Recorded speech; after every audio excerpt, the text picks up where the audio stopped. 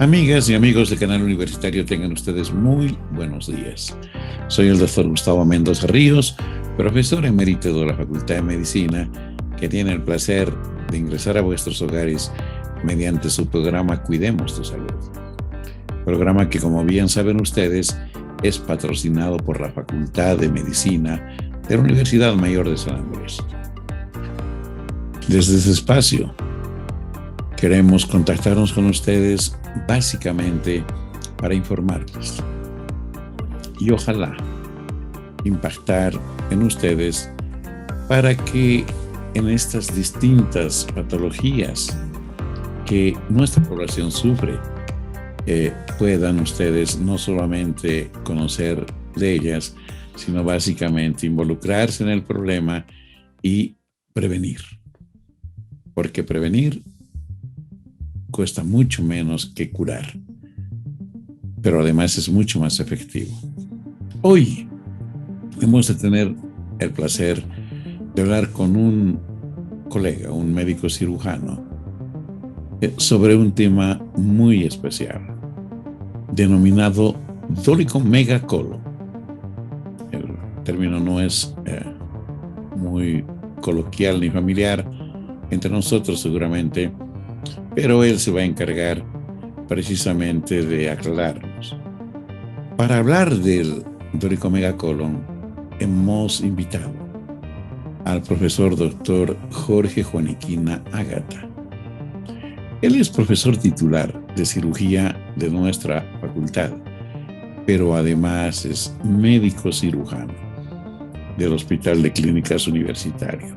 Tiene una vasta experiencia y nos va a transmitir seguramente todo lo relevante de esta tan especial patología. Bien, dicho esto, amigos, permítanme ir al sector La Facultad de Medicina Informa.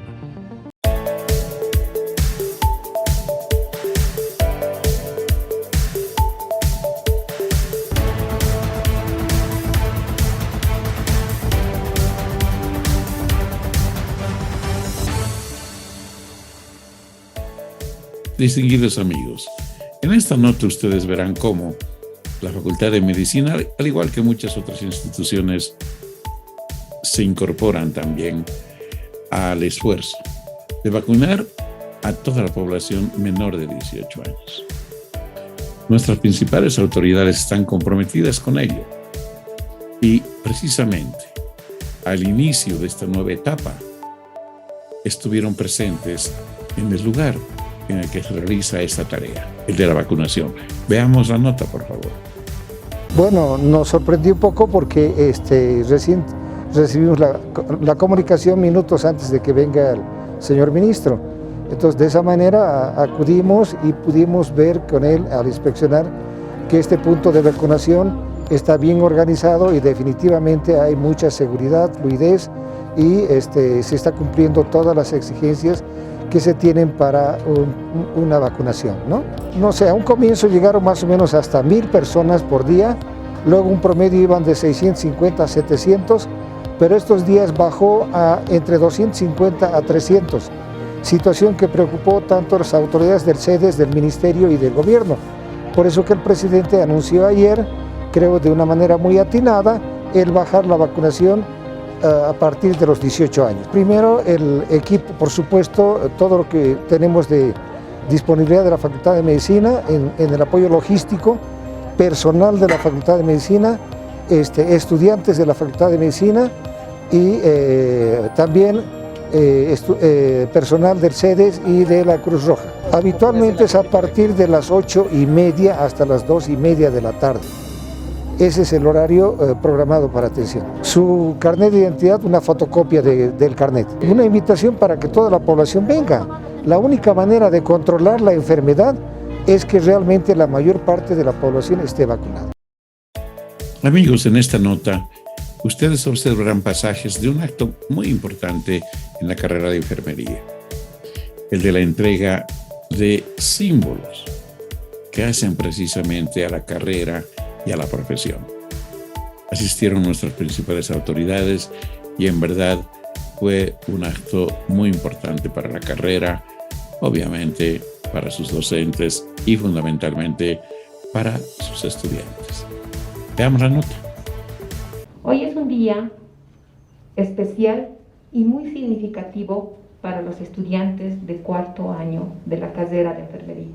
Esta ceremonia de entrega de símbolos representa el compromiso asumido por cada uno de los estudiantes.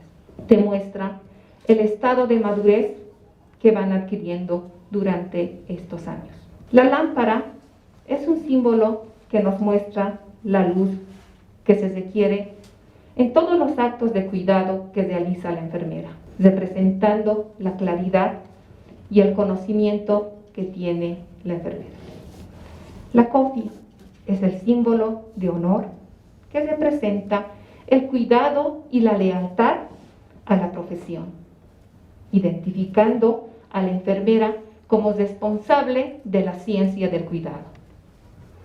El uniforme blanco, símbolo del autocuidado, la limpieza, la pulcritud, que representa a todo enfermero como parte de su uniforme, como parte de su identificación como profesión.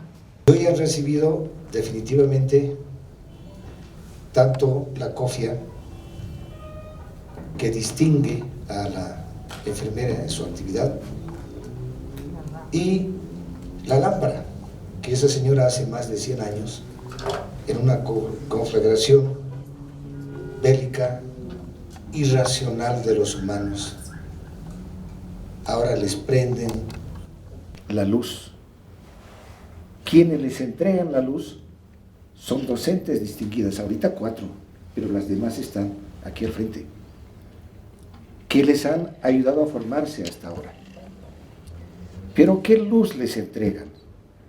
Esa luz que nace siempre de la oscuridad, que representa la enfermedad, que representa el drama tan difícil en la vida que atraviesa cada humano y que a veces las pasamos nosotros. Y entonces esa significación simbólica de la luz es la esperanza, el amor que le dan a cada uno de los pacientes. El trabajo de enfermería está más allá de cualquier actividad humana. Requiere valores, diré, muchos más grandes que tiene prácticamente cualquier profesión. Amigos, la Facultad de Medicina permanentemente está renovando a sus autoridades y ahora correspondía al Departamento de Patología, que llevó adelante elecciones para elegir precisamente a su jefe, en este caso a su jefa de departamento. El comité electoral trabajó impecablemente y escucharemos el informe y palabras precisamente de la presidenta de este comité. El día 23 de junio llevamos a cabo ya una de las primeras elecciones de los departamentos facultativos de lo que significa nuestra facultad, ¿no? El departamento que mi persona ha encabezado como presidente de comité electoral ha sido justamente la elección para jefe de departamento facultativo de patología. Teníamos habilitados en total 25 docentes para la votación para la elección de este departamento y 1.439 estudiantes para la votación misma, ¿no?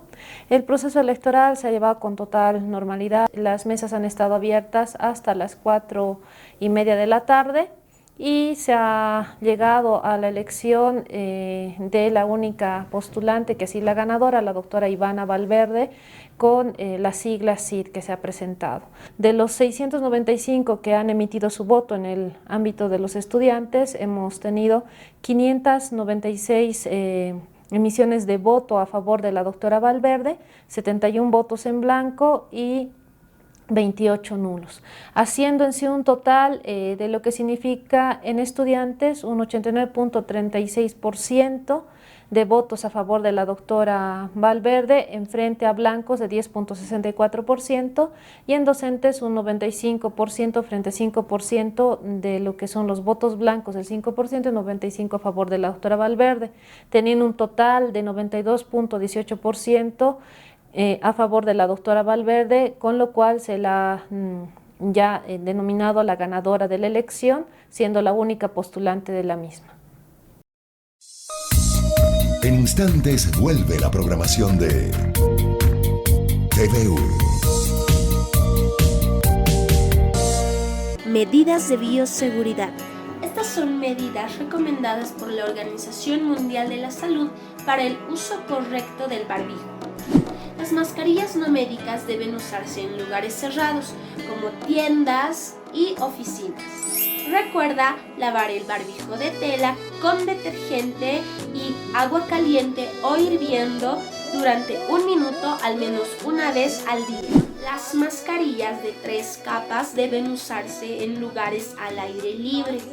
La Organización Mundial de la Salud no recomienda el uso de barbijos con válvulas de exhalación, ya que al abrirse para facilitar la respiración, permiten el ingreso del virus. Cuando recibas visitas debes usar barbijo y mantener o no tu sana distancia. Cuando realices actividad física intensa no es necesario el uso del cubrebocas, ya que este disminuye la capacidad de respiración.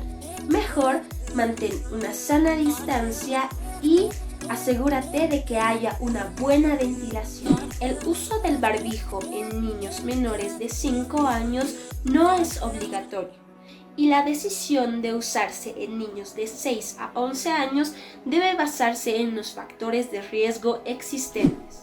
Los visores o caretas son una medida adicional al barbijo. Deben cubrir los lados de la cara y debajo del mentón. Sé responsable, la salud de tu familia está en tus manos. Continúa con la programación de TVU. Distinguidos amigos, como lo habíamos señalado precedentemente, está con nosotros nuestro invitado de hoy, el profesor doctor Jorge Juaniquina Ágata. Lo dijimos ya, el profesor Juaniquina es médico especialista de cirugía de abdomen del Hospital de Clínicas Universitario y es profesor titular de la Cátedra de Cirugía de nuestra universidad. Con él hemos de tener el placer de hablar de este tema tan importante como es el dólico megacolon. Pero no más palabras, permítanme saludar y presentarles a nuestro invitado de hoy. Jorge, muy buenos días y muchas gracias por haber aceptado nuestra invitación. Bueno, muy buenos días para ti, Gustavo. Muy contento de estar conversando contigo y a través tuyo a toda la teleaudiencia que está siguiendo día a día tus programas y son muy interesantes y muy ilustrativos. Muchas gracias y un saludo cordial a toda la audiencia. Gracias, Jorge. Jorge, un tema que a los cirujanos y al público, por supuesto, le ha estado preocupando mucho es uno referido al trastorno del tubo digestivo que fundamentalmente suele afectar a la porción intestinal, el intestino delgado, el intestino grueso, y ha terminado llamándose como el dólico megacolon. Seguramente para nuestros televidentes, o televidentes, mejor dicho, no es un término muy claro, pero con toda seguridad se aclarará más cuando hablemos de los síntomas que provoca esta patología. Para entrar en contexto, Jorge, quisiera que primero nos puedas aclarar qué significa dólico megacolon. Bueno, el dólico megacolon es un trastorno del intestino grueso, del colon, donde se puede entender, dólico significa largo, más largo de lo habitual que normalmente todos tenemos, y mega ancho. Entonces el dólico megacolon es una patología en la cual el intestino grueso, y en particular el sigmoides y algunos otros segmentos, están con mayor longitud y más anchos, ¿no? Un dólico megacolon de altura, chagásico y algunas veces la enfermedad de Hirschsprung. Entonces, y básicamente, pues, el síntoma cardinal de ambos es el estreñimiento crónico. Correcto. Tú has dicho algo sumamente importante, Jorge. Principalmente el dolicoomega colon ha sido descrito hace muchos años como una patología de la altura. La sufren los habitantes de las montañas, de la altura, nosotros, otras regiones igual, y el dolicoomega colon también es provocado por el Chagas, por la enfermedad de Chagas en su fase crónica, ¿verdad? Exacto. Entonces, creo que es bueno que la gente pueda discriminar estas dos posibilidades. ¿Por qué no nos haces el favor de primero orientarnos de cómo es, qué factores influyen para que aparezca este dolicoomega colon de altura? Por favor. Bueno, hay teorías que señalan que la altitud en la que vivimos es un factor predisponente. Segundo factor es la alimentación en base a ricos en hidratos de carbono en la región occidental, es decir, La Paz, Potosí, no tanto Potosí porque tiene valles también, La Paz, Oruro. Sin embargo, el otro, el chagásico, es de mayor cantidad porque está involucrando a más departamentos como son Cochabamba, Sucre, Tarija, Santa Cruz y demás cosas. Proporcionalmente, nosotros vemos con menor cantidad de ese tipo de patología, pero obviamente en Cochabamba, donde especialmente las regiones de Cochabamba son las que tienen este parásito, ¿no? Este insecto que es la vinchuca. Entonces, es importante señalar que ambos tienen sus características particulares, pero esa es la situación en este momento. Pero ambos tienen similar, digamos, signos de sintomatología con algunas variantes. Pero Correcto. el tratamiento es diferente. Correcto. Amigos, el profesor Juaniquina está diferenciando perfectamente factores que hacen a la alimentación fundamentalmente, y se dice la presión barométrica que existe en las grandes alturas por encima de 2.500 metros como un factor para el dolicoomega de altura. Y el otro que me parece que es sumamente importante mencionar es el que se provoca por la forma crónica de la enfermedad de Chagas. En una sesión pasada, Jorge, hablamos de la enfermedad cardíaca provocada por el Chagas, la cardiopatía chagásica y sus formas. La otra afectación es precisamente en el intestino, en el esófago y especialmente en el intestino terminal. Pero aquí lo importante, amigos, es que el 50% de los bolivianos ha estado en contacto con la vinchuca. Y no hay duda que las que estaban infectadas infectaron a una proporción más o menos del 20%. Y de este 20%, un 20% va a desarrollar la enfermedad. Y los especialistas, como el profesor Jorge Juaniquina, ven el problema 20 años después de la fase aguda, donde prácticamente se ha trastornado especialmente la inervación de esta parte del intestino, lo que obviamente ha condicionado el alargamiento y el ensanchamiento de este segmento del intestino. Jorge, muy brevemente, porque en el siguiente segmento vamos a abundar, ¿cuál es el motivo de consulta o cuál es el trastorno más importante en el dolicoomega de la altura y cuál es, si hay alguna diferencia, el del Chagas? Bueno, el síntoma cardinal es el estreñimiento. Conocemos y determinamos estreñimiento cuando una persona no evacúa por más de 4 días. Eso significa que ya hay una alteración que debe preocupar a toda la población y saber por qué.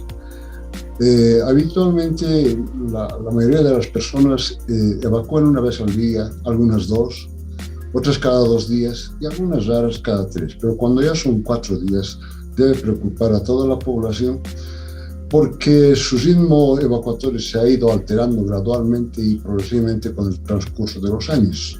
Entonces eso produce malestar, molestias y demás cosas, y debe ser motivo de ir a la consulta médica para ver por qué está estreñido.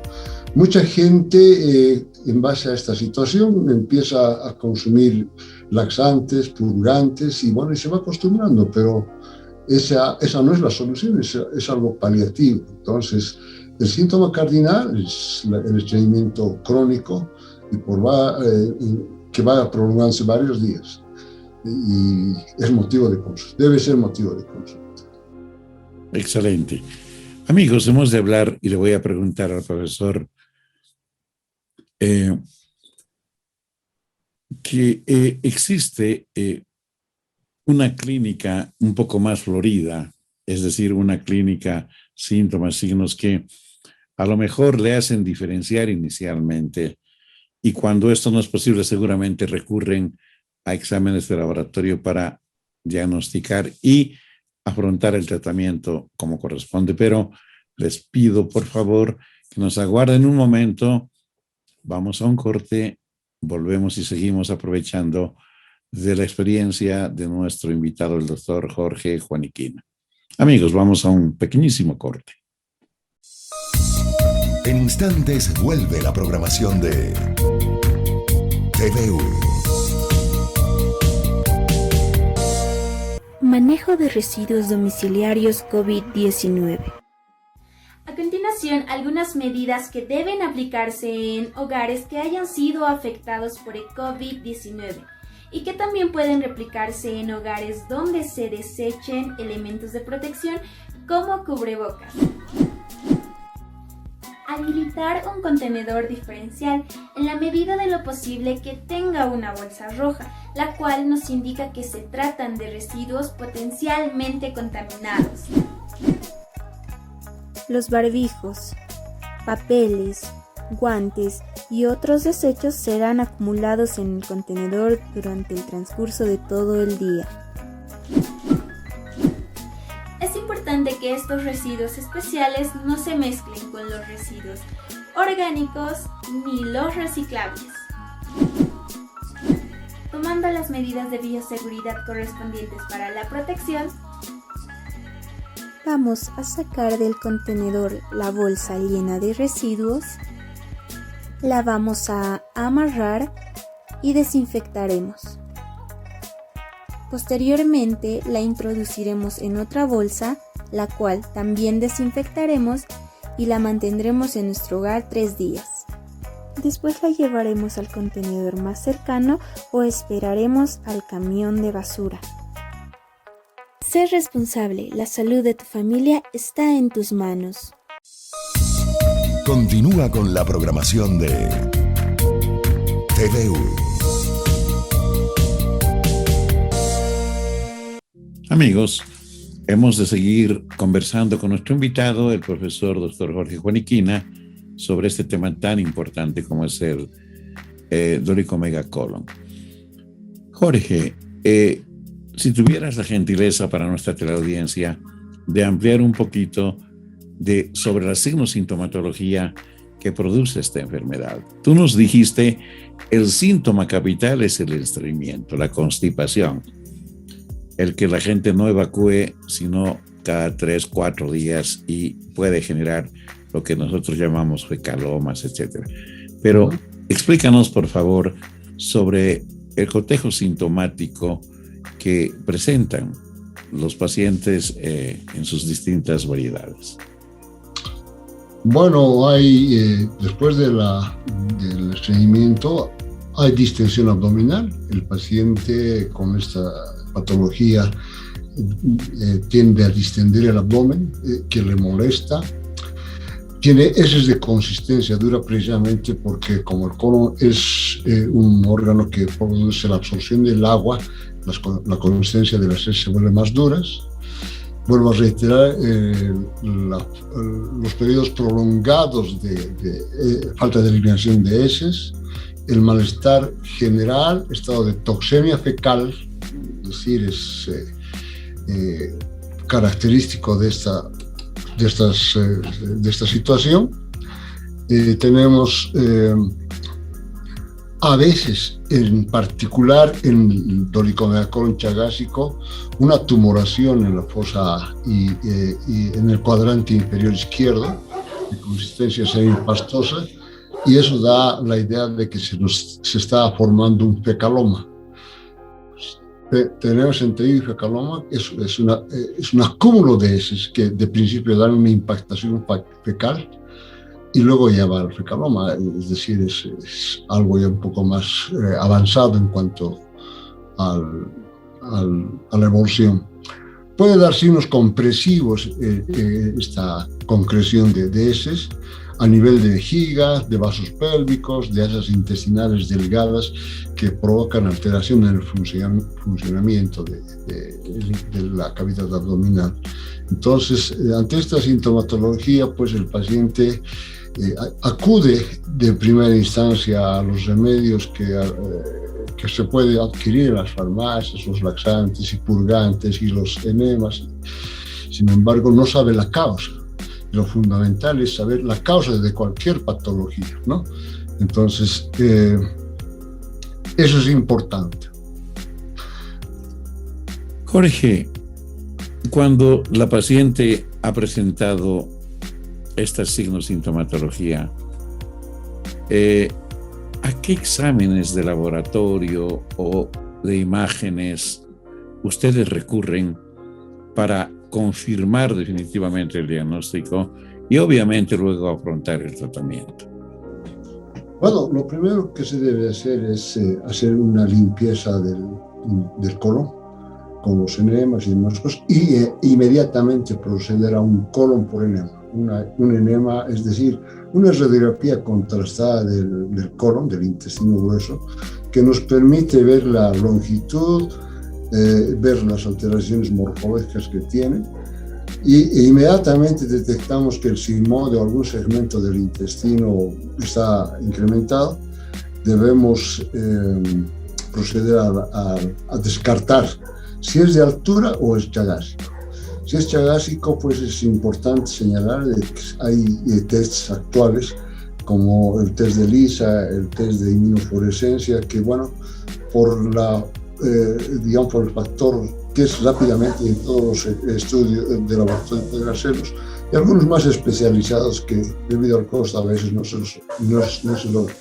Pero la clínica, que es fundamental, el estreñimiento, las anteriores otros síntomas que tiene, más un dolicomeacolon observado por un colon por enema, radiografía contrastada, y los estudios de laboratorio nos permiten determinar con exactitud el tipo de dolicomeacolon o chagásico o de altura. En todo caso, habría que decir que nosotros vemos en la altura más pacientes que se complican con vólvulos de sigmoide. Y por otro lado, el dolicomeacolon chagásico da más fecaloma.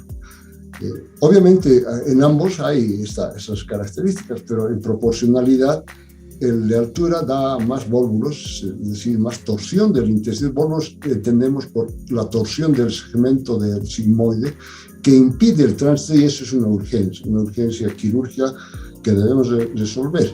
Pero antes de llegar a una urgencia, porque el colon, como sabemos, es bastante contaminado por las heces, entrar a una cirugía de urgencia es de alto riesgo, porque debemos pensar que está obstruido y las heces se han vuelto mucho más sépticas que de lo normal.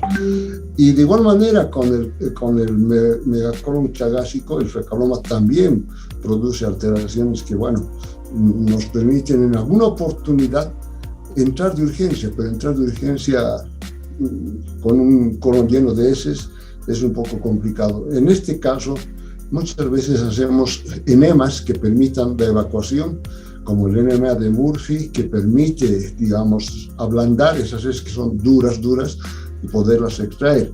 Pero eso tiene tiempo para resolver. Y luego ir a la resección.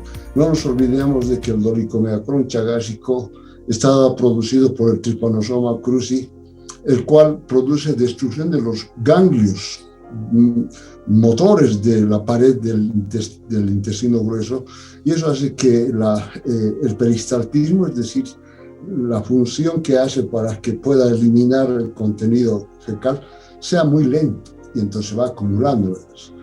Y de igual manera, eso no ocurre en el dólico de colon de altura, pero sí hay factores como la mesenteritis retráctil que hace que el intestino se tuerza en su eje para ser mucho más claro, ¿no? Porque volvo tal vez no es una palabra de uso común en las personas. Entonces, es lo que ocurre y debemos definir la situación. Ahora, obviamente, estas dos situaciones, el fecaloma grande que puede extenderse por todo el marco colónico o el vólvulo, y en particular el vólvulo, tenemos que operarlo y sobre la marcha, independientemente del estado, inclusive de la edad, del estado nutricional que tiene el paciente, de la limpieza que se hace del intestino grueso cuando se opera este tipo de patología en cirugías programadas. Previo a limpieza del intestino, uso de antibióticos que permitan disminuir la carga bacteriana y que podamos trabajar con menor riesgo. Correcto. Jorge, dijiste un par de situaciones que son realmente de emergencia y sumamente riesgosas. Igual que el otro tema es el que has señalado tú, y yo me he permitido recordar ahora que en el servicio de cirugía, ¿cuántas veces no se ha tenido que utilizar enemas por goteo, para decirlo medio gráficamente, como si fuera suero, precisamente con el objeto de reblandecer esas piedras de heces fecales que se formaron en el intestino y que no permiten que lo que viene detrás se exteriorice, porque hay un obstáculo impactado, tú lo has dicho muy bien, en el propio intestino, ¿verdad? Entonces, yo creo que realmente son situaciones muy particulares que los especialistas como tú tienen que afrontar con relativa frecuencia. A propósito, Jorge, ¿hay alguna edad en particular en la que se presentan estos cuadros o no? Y si es más frecuente en las mujeres o en los varones. Bueno, tú lo has dicho muy bien, en el sentido de que, para aclarar, el término de enema de Murphy aparentemente no está muy, digamos, adecuado. Se debería llamar proctoclisis, como cuando llamamos la venoclisis, le hacemos a goteo 14 gotas para que el líquido que va introduciendo, el contenido, sí, los elementos que contienen la proctoclisis, sí, pero es a goteo. Ahora, nosotros debemos tener mucho cuidado. Puede existir desde niños, pero a partir de los 30 o 40 o 50 años ya empieza a tener este tipo de alteraciones, el estreñimiento, la distensión, ya lo hemos mencionado en cuanto a los síntomas. Lo que sí hay que tener mucho cuidado es en el aspecto de encontrar a un paciente no complicado con dolicomegacolon de altura. Correcto. Y eso ya es, digamos, función de los médicos, y se debe hacer una rectosigmoidoscopía para poder aliviar antes que se complique. Y es para los médicos en general y especialmente para los cirujanos, es importante determinar si el paciente todavía continúa con dolor de tipo cólico y con distensión abdominal, y la toma de una radiografía simple de abdomen nos va a permitir ver una imagen clásica que la conocemos todos, la imagen en grano de café, que se ve toda la cavidad abdominal de un color negro, que es aire, y dos niveles. Entonces, pero el paciente clínicamente está con dolor de tipo cólico. El intestino sigue luchando porque está vital todavía. Todavía la isquemia que está provocando la torsión no es total. Entonces está luchando. Cuando de pronto el paciente deja de sentir ese dolor, el dolor disminuye levemente, el abdomen se vuelve más tenso y hay silencio abdominal, es decir, los ruidos de lucha que estaba presentando el paciente ya no existen. En ese momento el paciente ya está complicado. En ese momento la alternativa es quirúrgica 100% y hay que entrar a operar y encontramos el segmento totalmente isquémico, negro, si se puede decir. Entonces agarramos eso y tenemos que salir con una colostomía. Obviamente ese es un impacto para todos, y empezando del paciente, que empiece y despierte sintiendo olor a heces y de pronto aparece la boca colostómica, psicológicamente eso se impresiona a la familia y otras cosas. Entonces evitemos esa situación, hagamos que cuando se presenten síntomas que habíamos señalado al principio, antes que se complique, pues acudamos para poder resolver mejor esta situación. De igual manera con el dolicomegacolon chagásico, no permitamos que exista eso. Y bueno, el seguimiento crónico tiene que ser motivo de alarma rápidamente. Y la placa simple de abdomen también. La placa simple de abdomen nos va a dar imágenes en miga de pan, que nosotros la conocemos de esa manera, que significan la traducción radiológica de las heces que están en el intestino. Entonces, eso nos ayuda bastante y hay que hacer tratamiento en ambos, es decir, en ambas situaciones es quirúrgico a la larga. Intentamos la dieta, intentamos otros factores, pero el intestino ya está dañado. El intestino en la altura está largo y en el otro está aganglionósico, es decir, no tiene las neuronas que van a provocar el peristaltismo adecuado, entonces hay que resecarlos.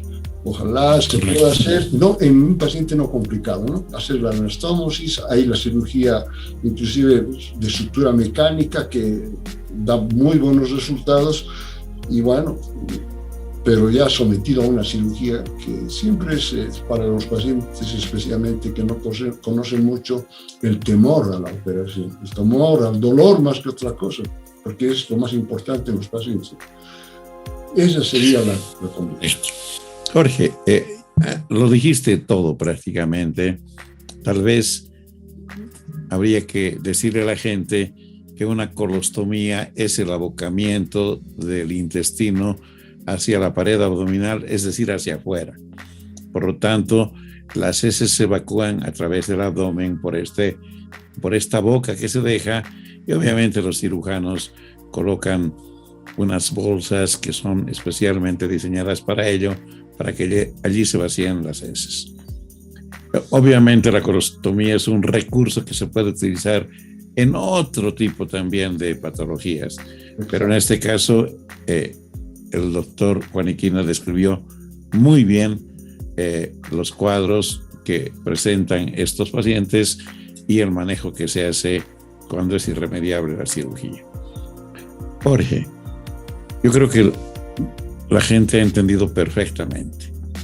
Quisiera, por favor, que aprovechemos para que nos digas de una forma muy sucinta si no se ha complicado el paciente, si los médicos han diagnosticado del dolicomegacolon, que como bien señalaste, se ha estirado y se ha ensanchado, para decirlo groseramente, el intestino.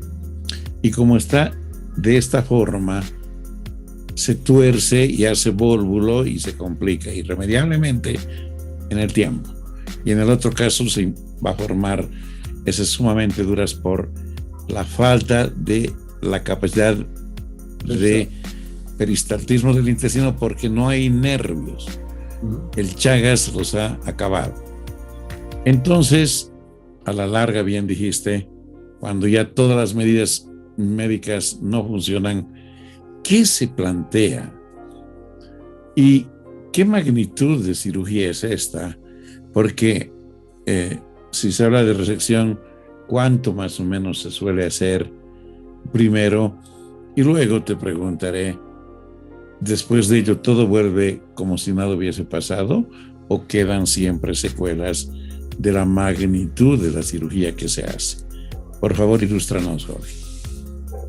Bueno, en cuanto se refiere al dolicomegacolon de altura, es un poco más simple, entre comillas, el tratamiento. Hay que resecar el segmento elongado porque eso está provocando el estreñimiento y todos los síntomas que ya hemos mencionado, la distensión, y se hace una anastomosis, es decir, una sutura entre los cabos que se han resecado, y como no está complicado, mayormente se hace una anastomosis, es una sutura en la misma operación, y no hay mayor inconveniente. Obviamente, toda cirugía, sin excepción, tiene sus complicaciones que hay que preverlas. En cuanto al dolicomegacolon chagásico, es un poco más complejo, se han creado técnicas especiales, pero lo básico es llegar lo más cerca a la región del recto inferior, es decir, cerca del ano. ¿Por qué? Porque el recto es la porción casi terminal por encima del ano, se ha elongado también. Entonces la peristalsis se ha abolido ahí y puede formar nuevamente un fecaloma y demás. Por eso se aconseja hacer suturas que estén cerca al ano.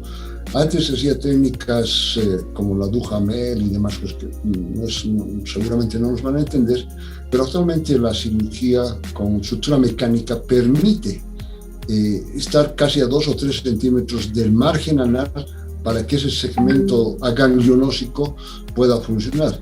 Y obviamente hay que ir, digamos, hasta el ángulo esplénico, hasta la parte más arriba donde todavía no hay el compromiso ganglionar.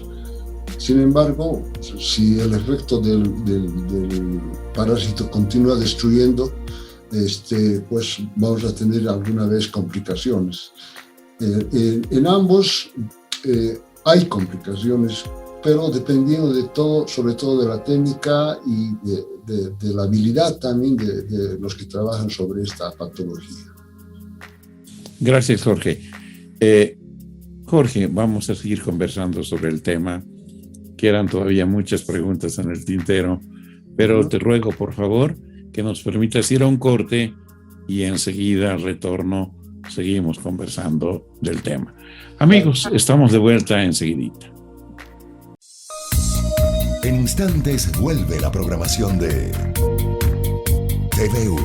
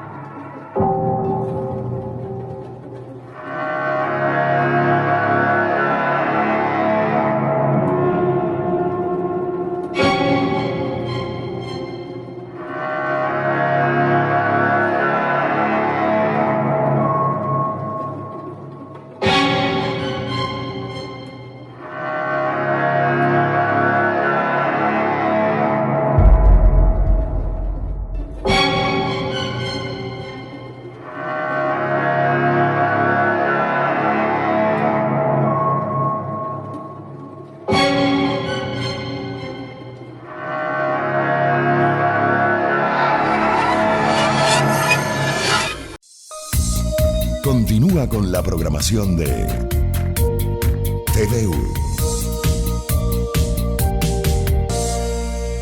Amigos, vamos a aprovechar todavía la presencia de nuestro invitado, el profesor doctor Jorge Juaniquina, y me voy a permitir hacerle un par de preguntas. Jorge, ¿cuándo ha concluido la cirugía, se ha resecado lo que debía resecarse del intestino, el paciente se recuperó? ¿El hábito intestinal, la vida de estos pacientes es normal absolutamente o tienen secuelas? Bueno, tiene la normalidad, ¿no? Porque el estreñimiento no va a existir, o si va a existir va a ser tenue, no va a tener significación clínica en el paciente en ambas patologías. Va a tener una vida mucho más placentera en todo caso, no va a estar con los estreñimientos y demás cosas. Pero no, de toda cirugía, en todas las especialidades, la normalidad es lo que deseamos, pero en algunos pacientes no se logra. A veces hay recidivas por factores particulares del paciente, y entonces a veces hay que volver a operar en alguna oportunidad, porque ha seguido avanzando, especialmente en el Chagas, que por decirlo, pues es un parásito que, como ya lo dijiste, ataca empezando del esófago, el corazón, algunas veces los uréteres y el colon sigmoide en particular. Entonces, existe ese tipo de situaciones, pero bueno, el paciente tiene que estar bajo control, acudiendo a sus controles permanentemente, tiene que tener una educación sanitaria para el cuidado de su salud que le permita prevenir antes de que estemos nuevamente con la situación. Entonces, esa sería, digamos, la... Ahora, gracias, Jorge, porque siempre existe la posibilidad de que estos trastornos vuelvan, y especialmente en el Chagas, como dices bien, porque puede seguir afectándose la parte nerviosa del intestino. Naturalmente, los cirujanos requieren de los internistas o de otro tipo de especialistas para que coadyuven con el manejo, particularmente del tema del Chagas, ¿no es cierto? A ver si todavía está algún parásito por ahí vivo para poder contener al menos el avance de esta patología. Jorge, ¿es más frecuente en mujeres que en hombres o es igual? Más frecuente el dolicomegacolon de Astura en varones. Correcto. Exactamente la causa no la sé. De acuerdo. Es un poquito difícil contestar esa pregunta, pero los varones son los que más nos llegan a servir de cirugía que las mujeres, en una proporción de 2:1 o 3:1, varones por mujer. Sin embargo, en el dolicomegacolon chagásico, aparentemente por el mismo trabajo que se tiene y demás cosas en las regiones del valle, tal vez el varón tenga una cierta prevalencia. Pero el área rural es el que más está comprometido, porque, como sabemos, la bichuca tiene su hábitat en casas donde existe la falta de muchas grietas y bueno, exacto, va a tener mayor cantidad, ¿no? Entonces, y es increíble después de muchos años, porque la primera manifestación aguda del Chagas es el signo de Romaña, cuando claro, el paciente ha sido, qué sé yo, picado, ni siquiera picado, porque no pica, claro, al defecar deja depositada en la herida donde ha hecho la picadura, y ahí empieza el problema, y eso dura años, ¿no? Correcto.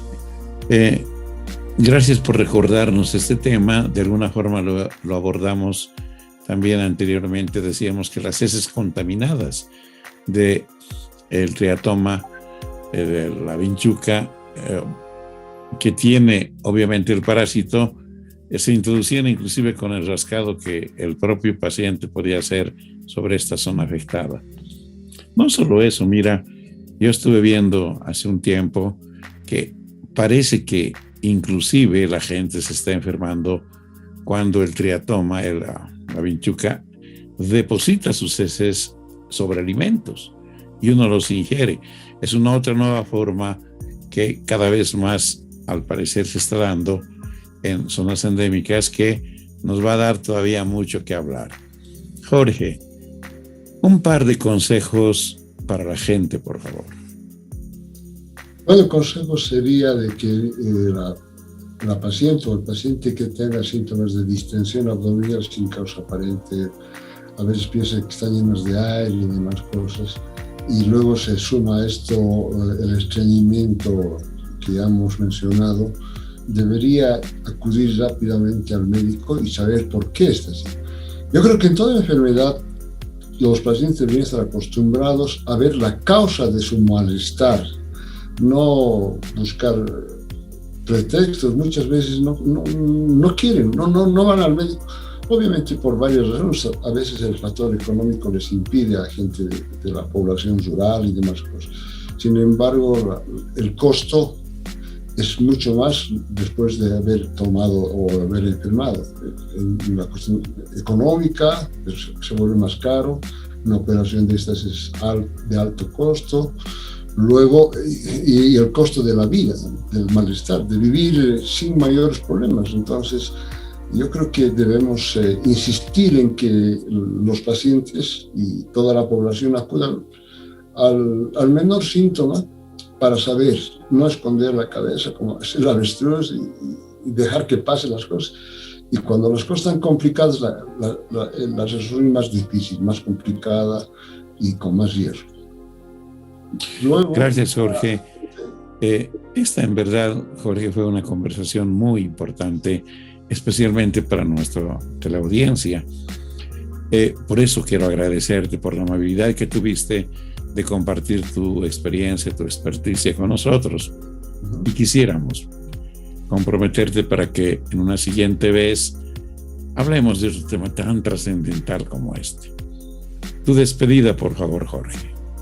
Bueno, quiero agradecer primero a ti por la, oportunidad que me das de poder dar a conocer una patología que estamos con relativa frecuencia operando y dar consejos a la población, que es lo más importante, tener una población lo más sana posible. Esa es nuestra aspiración como médicos. Entonces, y es un aforismo, ¿no? Prevenir antes que curar, y hay que hacerlo, pues. Y la educación de la población es fundamental para que acuda a esta situación, no espera al último y podamos resolver con mejor éxito este tipo de situaciones. Gracias, Jorge. A la población, a todos, muchas gracias por esos momentos que son agradables para mí. Gracias, querido Jorge. Amigos, ahora permítanme ir al sector Avances en Medicina.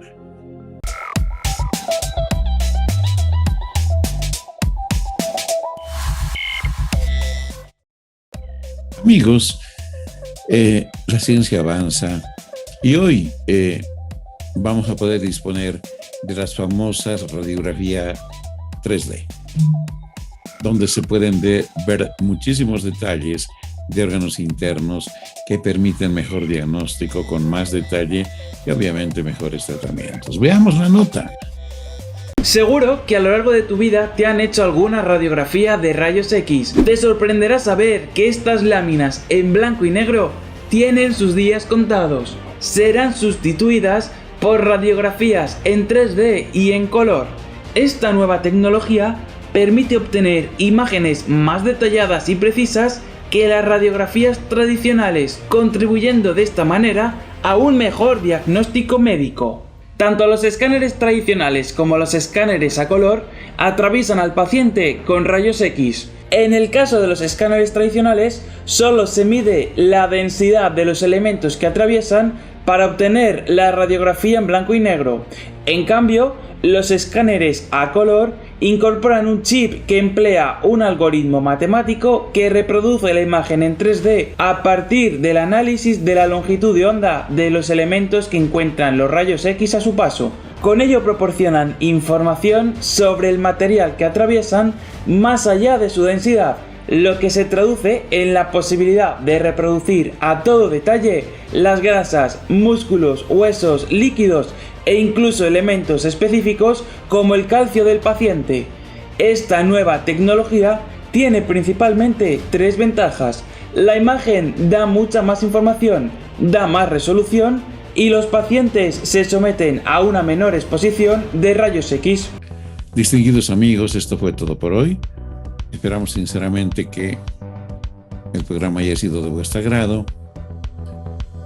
Deseamos recordarles que tenemos una enorme responsabilidad, el de cuidar a la familia, el de cuidar a los mayores, el de cuidarnos y también de los que vienen detrás de nosotros. Al margen de las medidas que ya son conocidas por todos para evitar el contagio del COVID, es muy importante que cumplamos también con el plan de vacunación que ha establecido el país, el Estado. Creemos que si queremos llevar de la teoría a la práctica, Entonces debemos lograr que el 70% de la población pueda recibir sus vacunas. Que tengan un lindo fin de semana y nos vemos el próximo fin de semana.